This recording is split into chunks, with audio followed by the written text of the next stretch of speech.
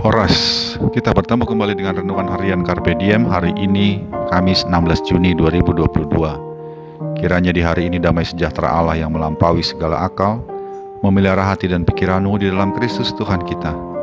Kini marilah kita memulai renungan firman Tuhan hari ini dengan menyanyikan buku Ende nomor 162, baitnya yang pertama dan kedua.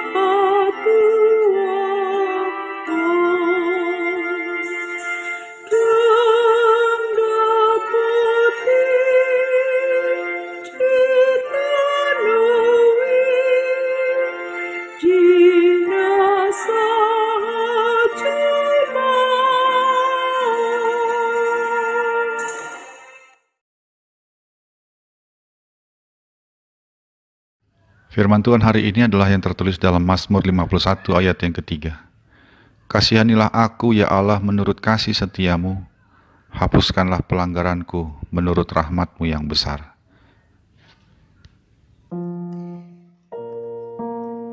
Apakah yang akan dilakukan orang tua jika melihat atau mengetahui anaknya melakukan kesalahan? Tentu semua orang tua yang mengasihi anaknya akan memberi teguran. Tujuannya agar anaknya itu bertobat, mengakui kesalahannya, dan melakukan perbaikan diri. Itulah yang terjadi pada Daud ketika ia melakukan kesalahan, yaitu merebut secara keji Betsheba dari suaminya, Uria. Allah menegur Daud melalui Nabi Nathan. Dengan kerendahan hati akhirnya Daud mengakui kesalahannya itu. Ya, dengan kerendahan hati. Karena jika Daud tidak mau rendah hati, maka ia bisa saja menyangkal dan menghukum Nabi Nathan dengan tuduhan fitnah dan berita bohong. Oleh karenanya Daud datang kepada Allah dan berkata dalam doa permohonannya, "Kasihanilah aku ya Allah menurut kasih setiamu. Hapuskanlah pelanggaranku menurut rahmatmu yang besar." Ucapan Daud ini bukan hanya menunjukkan kerendahan hatinya untuk mengakui segala dosanya, namun juga bagaimana pengenalan Daud akan Allah. Bahwa sekalipun besar dosanya terhadap Allah, Daud tahu bahwa Allah bersedia mengampuni dosanya. Karena Allah yang dia kenal adalah Allah yang bertindak menurut kasih setianya dan rahmatnya yang besar, yaitu jika ia mau mengakui dosa-dosanya. Sahabat Carpe Diem yang dikasihi Tuhan, seperti halnya Daud, setiap kita pasti memiliki kelemahan.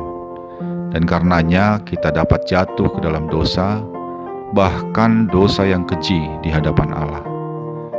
Saat ini firman Tuhan mengajak kita untuk dengan rendah hati mengakui kesalahan kita di hadapan Tuhan. Dia menantikan umatnya untuk bertobat, bahkan bertobat sebelum ia menegur kita.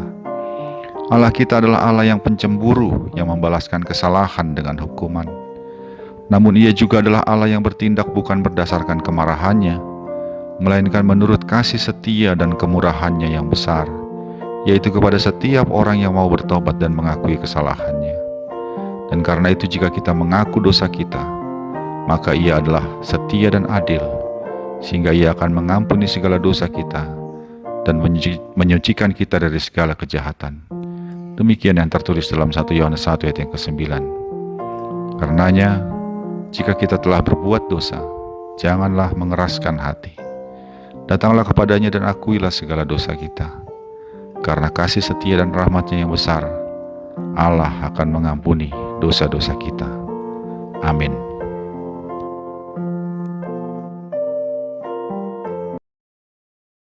Marilah kita berdoa.